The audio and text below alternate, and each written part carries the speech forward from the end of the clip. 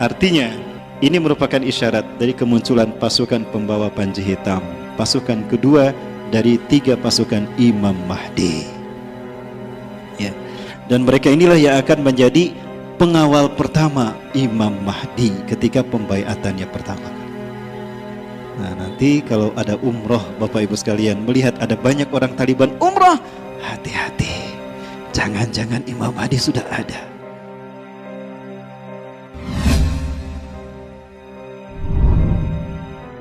Isyarat-isyarat lain terkait dengan akan terjadinya perang Armageddon. Orang bisa menyaksikan?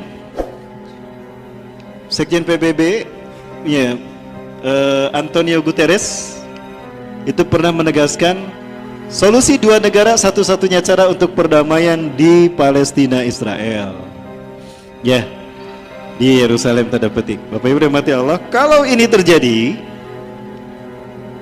dan solusi ini diterima, Bapak Ibu, maka Palestina akan terpecah menjadi 2. Kalau kita berjalan menuju West Bank, tepi barat, ke kanan itu ke Ramallah. Nanti ada petunjuk arah Ramallah. Itu kampung halamannya Yasser Arafat dan makamnya Yasser Arafat ada di sana.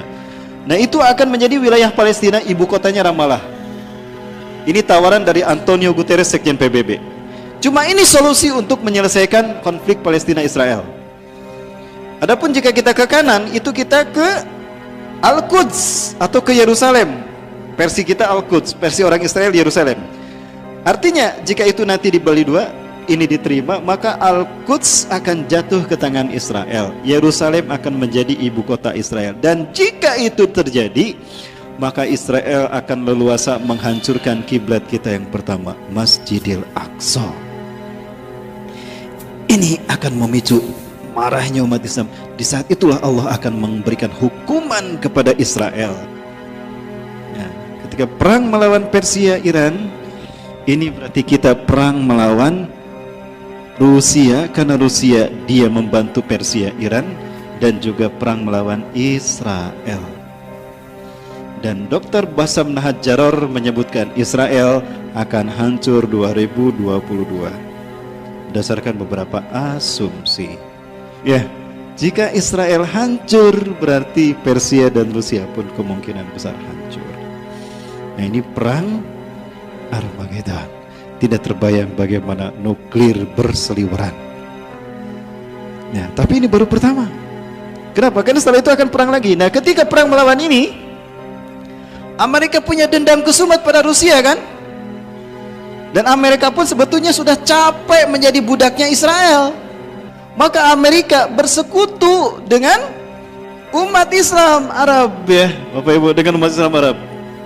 Tapi sebelumnya coba Bapak Ibu coba lihat pertemuan utusan Amerika Serikat dengan petinggi Taliban. Nah, ini yang pernah datang ke Indonesia, yang pernah makan-makan bersama Pak Yusuf Kalla dan Pak Anies Baswedan, ya.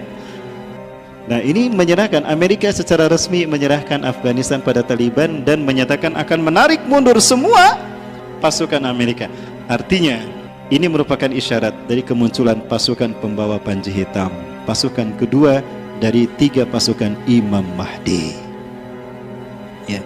Dan mereka inilah yang akan menjadi pengawal pertama Imam Mahdi ketika pembaiatannya pertama. Nah, nanti kalau ada umroh, Bapak Ibu sekalian, melihat ada banyak orang Taliban umroh, hati-hati, jangan-jangan Imam Mahdi sudah ada. Baik, dan ini merupakan sebuah fakta yang dilupakan, bahwa ternyata Palestina pun sudah lama menyerukan untuk ganti presiden. Ya, Mahmud Abbas ini sudah tidak lagi dipercaya oleh kaum muslimin Palestina. Nah, ini apakah akan memicu terjadinya konflik di wilayah West Bank Palestina? Hal ini akan menguatkan posisi Hamas di Gaza Strip, di jalur Gaza, yang ada kemungkinan nanti Palestina akan jatuh kepada kaum muslimin, dan ini akan memicu perang Palestina Israel dalam skala yang lebih besar. Ya, wallahu a'lam bishawab. Kemudian lupakah kita kalau Rasulullah juga pernah menyebutkan di sela-sela perang ini, sebelum kita memerangi Rom, itu ada perang melawan Hindi. Di antara tanda akhir zaman adalah kita umat Islam akan berperang melawan Hindi. Dan ternyata kita lihat sekarang Pakistan dan India mulai berperang. dan bagaimana kezaliman kaum Hindu India membantai kaum muslimin di Kashmir. Ya, seperti apa yang terjadi di Rohingya. Pesawat-pesawat tempur India ataupun dari Pakistan saling balas-membalas untuk melakukan upaya penghancuran. Pakistan pun sudah jelas menegaskan bahwa Kashmir tidak akan pernah dilepaskan dari Pakistan. Kashmir adalah bagian dari Pakistan. Ini pinter Inggris ketika membagi dua India, wilayah Muslim menjadi Pakistan, diserahkan kepada Ziaul Haq, dan yang India diserahkan kepada Sri Pandit Jawaharlal Nehru.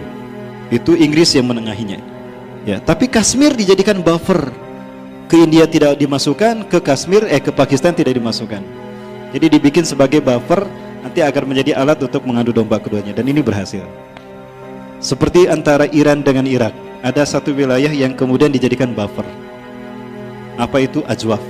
Dan itu sebetulnya Muslim. Sekarang lihat bagaimana nasib kaum muslimin di Ajwaf, dibantai, Pak. Karena mereka Muslim. Siapa yang membantainya? Iran. Nauzubillah. Maksudnya orang-orang Syiah. Setiap hari pasti aja ada yang digantung karena mereka tidak mau masuk Syiah. Ini jahatnya Syiah di Ajwaf. Silakan buka di Google Ajwaf. Daerah, kalau tidak salah namanya Ajwaf. Nah, kemudian ada sakit hati dari kaum muslimin ketika Raja Muhammad bin Salman MBS ini berkunjung kemana? Ke Cina, dan sepakat dengan apa yang dilakukan oleh pemerintah Xi Jinping dalam memperlakukan muslim Cina Uighur terkait dengan kamp konsentrasi. Itu malah disetujui, dan ini membuat sakit hati kita umat Islam. Nah, ini yang saya maksudkan. Raja Salman ingin dunia lawan Iran bersama-sama. Ya. Kemudian Raja Salman menyerukan pada negara-negara Arab untuk bergabung bersama Arab Saudi membantu menyerang Iran. Disambut oleh Amerika Serikat. Amerika Serikat menyatakan akan membantu Arab Saudi untuk membantu perang melawan Iran, dan meminta agar NATO pun bergabung bersama Arab memerangi Persia Iran. Subhanallah. Rasulullah mengatakan, kalian akan bergabung dengan Bani Rum. Ya. Tashtarikuna birrum tuqatiluna aduwwan min waraikum. Kalian akan bergabung dengan Rum memerangi musuh di belakang kalian. Siapa musuh di belakang kalian? Nah, ini Bapak. Wa takhuduna hilman taman ma'hum, dan kalian akan mengambil perjanjian yang sempurna dengan Barat untuk bersama-sama memerangi mereka. Perang melawan Iran berarti juga perang melawan Rusia dan Israel. Ini analisa saya pribadi. Mungkin berbeda, silakan Bapak Ibu. Nah, perang melawan Iran, Persia dan Israel ini memberikan sisa ghanimah yang banyak, luar biasa. Nah, sementara ghanimah itu hanya diberikan pada orang yang beriman, pasukan yang beriman. Nah, Rum tidak kebagian. Sakit hati Rum. Akhirnya diam-diam mundur dan berkhianat kepada pasukan umat Islam, pasukan Arab. Diangkat salibnya. Salib menang, salib menang, salib menang. Kata siapa salib menang? Didorong, jatuh, mati. Yang mendorong ditangkap dan mati juga. Nah, disitulah berpisah antara Romawi dengan umat Islam. Ya, mereka kemudian membentuk persekutuan. Ya. Hum yuqatilunakum tahta samanina raya. Mereka bergabung dan memerangi kalian di bawah 80 bendera. Satu bendera 12.000 pasukan, berarti 960.000 nanti. Nah, mereka inilah nanti yang akan menguasai Turki. Namun persekutuan ini terjadi setelah Rom ini dan kaum muslimin betul berhasil menghancurkan Persia dan sekutu-sekutunya. Salah satunya adalah Rusia. Ya, bukan hanya Israel, Bapak Ibu sekalian. Sekarang sebetulnya sudah memanas hubungan antara Amerika dengan Rusia. Artinya memang sudah mungkin juga akan terjadi perang, sehingga persekutuan Rusia, Iran, Israel ini tidak menutup kemungkinan akan terjalin ketika perang melawan Arab dan Amerika, juga NATO. Ya, Turki juga sama. Turki ada kemungkinan melepaskan diri dari NATO, dan dia merupakan negara terkuat yang berani melawan NATO dan berani memberikan veto kepada keputusan NATO jika bertentangan dengan keputusan Turki. Maka alhasil 80 negara ini memerangi Turki. Maka jatuhlah Turki kepada bangsa Rom. Nah, disitulah kemudian Summatagzuna Rum wa yaftahu Allah. Lalu kalian berperang melawan Rum dan Allah memenangkannya untuk kalian. Ini balas-balasan antara Rusia dengan Amerika Serikat. Begitu pula Donald Trump yang juga ikut campur dalam hal ini. Nah, Bapak Ibu rahmati Allah, dalam konflik semacam itulah kemudian muncullah pasukan Panji Hitam dari bumi Khurasan. Dan sekarang isyarat itu sepertinya sudah ada karena Taliban sudah kuat sekarang, ya. Nah, Rasulullah pernah menyatakan, "Yakhruju min Khurasan rayatun sud." Akan keluar pembawa Panji Hitam dari bumi Khurasan. La yarudduha syai'un. Tidak ada sesuatu pun yang bisa menghentikan kekuatan militernya, laju langkahnya. Hatta tunsaba bilia, sampai Panji Hitam itu ditancapkan di Al-Quds. Ilia itu artinya Al-Quds, Palestina. Rasulullah mengatakan pada Abdullah bin Hawalah Al-Azdi setelah perang melawan Bani Mustalik, "Hai Abdullah, ya Ibn Hawalah, jika engkau melihat Panji Hitam berkibar di bumi Al-Quds atau di pelatarannya, maka yakinilah kiamat lebih dekat kepadamu ketimbang kepala dan pundakmu." Jadi jika nanti Panji Hitam sudah berkibar di Palestina, Masya Allah, itu kiamat hanya tinggal menghitung. Tidak lama lagi insya Allah, dimulai dari 2019.